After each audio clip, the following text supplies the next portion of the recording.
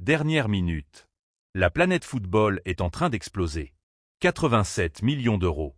C'est le chèque astronomique que le PSG est prêt à lâcher pour offrir à Luis Enrique le défenseur français qu'il exige à tout prix. Mais ce n'est que la face cachée de l'iceberg.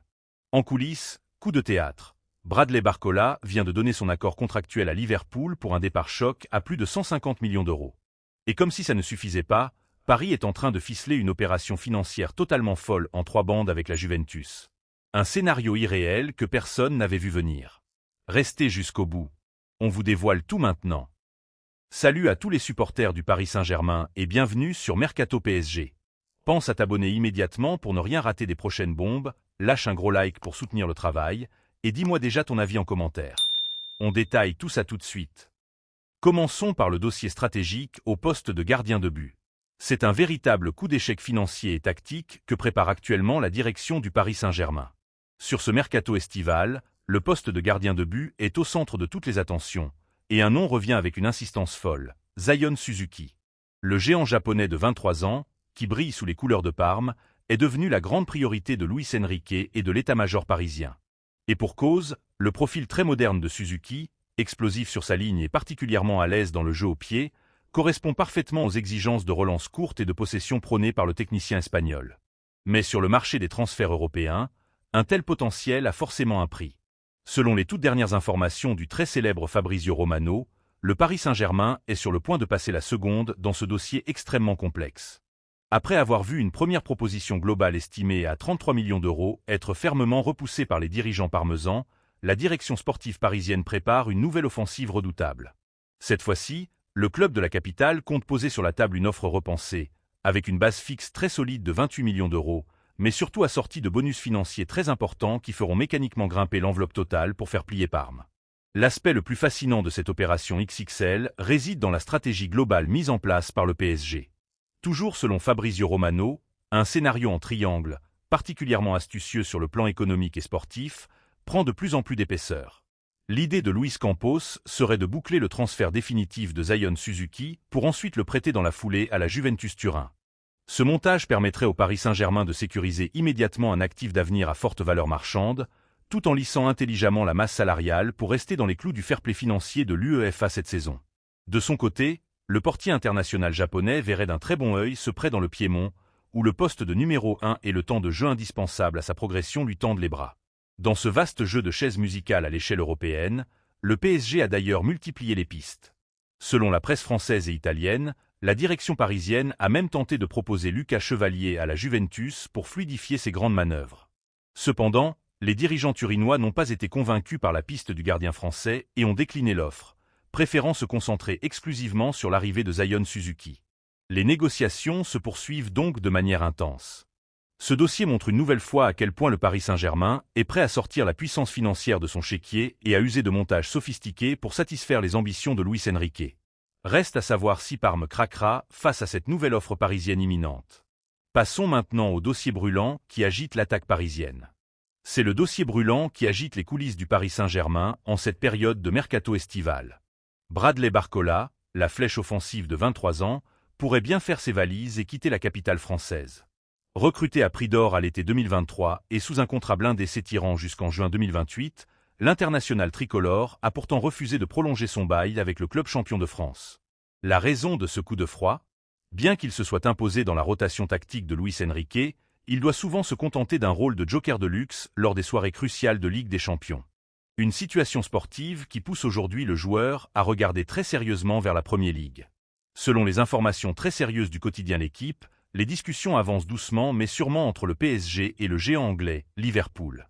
Le joueur a même déjà donné son accord contractuel au Rez. Barcola est séduit par l'idée d'un projet sportif où sa vitesse de pointe et sa capacité d'élimination en 1 contre 1 s'intégreraient parfaitement dans un système basé sur des transitions offensives ultra rapides et un pressing intense. Mais attention, l'ancien Lyonnais est très clair sur ses intentions. Il refuse d'aller au clash avec la direction parisienne et souhaite que les choses se fassent dans le respect de l'institution. Financièrement, ce dossier est un véritable choc de titans, idéal pour affoler le marché européen. Le Paris Saint-Germain, parfaitement conscient de la valeur marchande explosive de son ailier, se montre intraitable.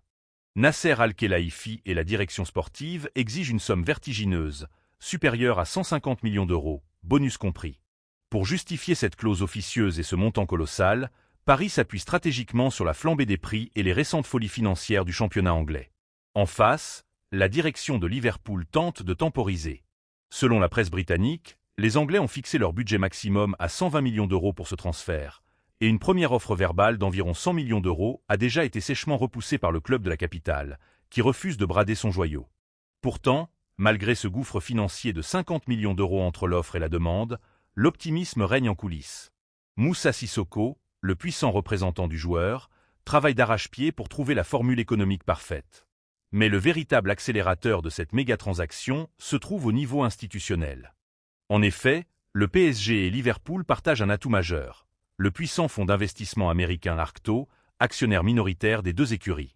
Ce lien financier direct facilite énormément le dialogue au sommet. Le président Nasser Al-Khelaifi devrait d'ailleurs s'entretenir très prochainement avec les propriétaires de Liverpool, qu'il connaît parfaitement, pour tenter de débloquer la situation. Alors que la reprise des compétitions approche à grands pas, il devient urgent pour toutes les parties de clarifier ce dossier XXL. Le PSG ne fera aucun cadeau financier, mais Liverpool va inévitablement jouer la montre pour faire baisser la facture.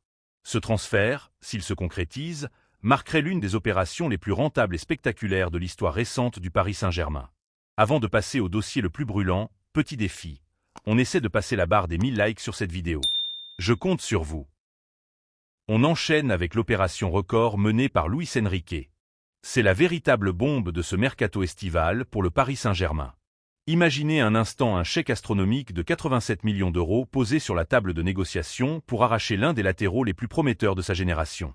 Selon les toutes dernières révélations de la presse britannique, et plus particulièrement du très bien informé tabloïd The Sun, la direction parisienne est prête à frapper un coup monumental sur le marché en s'offrant le défenseur de Chelsea, Malo Gusto. Luis Enrique, le maître à jouer du banc parisien, a donné son feu vert absolu pour cette opération XXL qui ferait tout simplement de l'ancien Lyonnais le défenseur français le plus cher de l'histoire, pulvérisant ainsi le précédent record de 80 millions d'euros établi il y a 4 ans par Wesley Fofana. Mais pourquoi une telle offensive financière maintenant ? La réponse se trouve dans la nouvelle stratégie économique et sportive du club de la capitale. Depuis plusieurs mois, Nasser Al-Khelaifi et Luis Campos affichent une volonté de faire franciser l'effectif, maîtriser la masse salariale sur le long terme et bâtir une équipe capable de dominer l'Europe avec un ADN local très fort. Les grandes manœuvres ont d'ailleurs déjà commencé. Selon la presse française, Lucas Digne vient de faire son grand retour à Paris pour devenir la doublure idéale de Nuno Mendes sur le flanc gauche. À 33 ans, son expérience sera précieuse. Et ce n'est pas tout. Le club a également bouclé un accord total avec l'AS Monaco pour la pépite Magne Akliouche. L'international français de 24 ans doit passer sa visite médicale cette semaine. On parle ici d'un transfert sec estimé à 50 millions d'euros pour un contrat en or massif s'étirant jusqu'en juin 2031. C'est exactement dans cette dynamique d'investissement intelligent que le nom de Malo Gusto surgit avec insistance. Du côté de Londres, la situation économique de Chelsea est sous haute tension.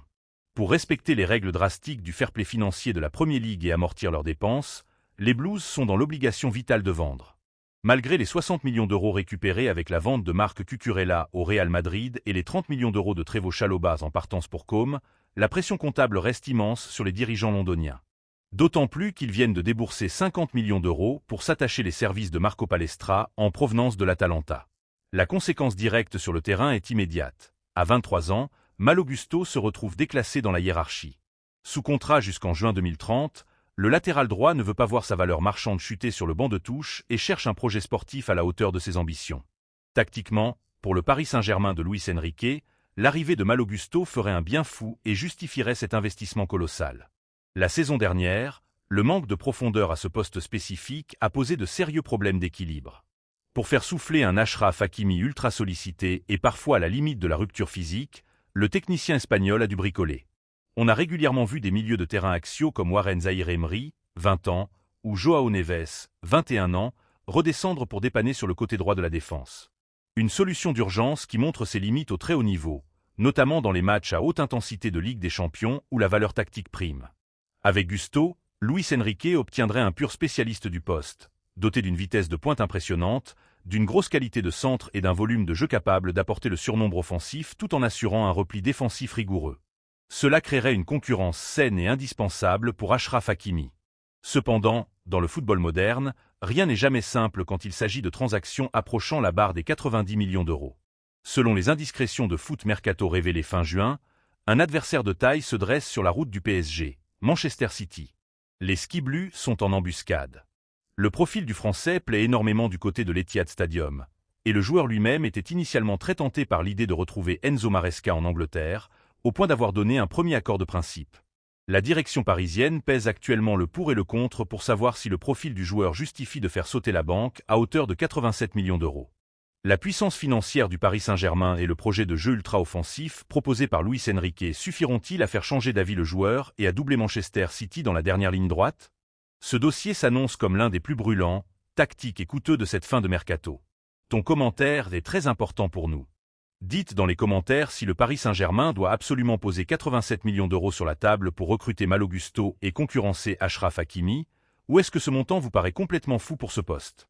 N'oubliez pas de vous abonner à la chaîne pour suivre en exclusivité toute l'actualité mercato des Parisiens, de liker et de partager la vidéo pour soutenir la chaîne.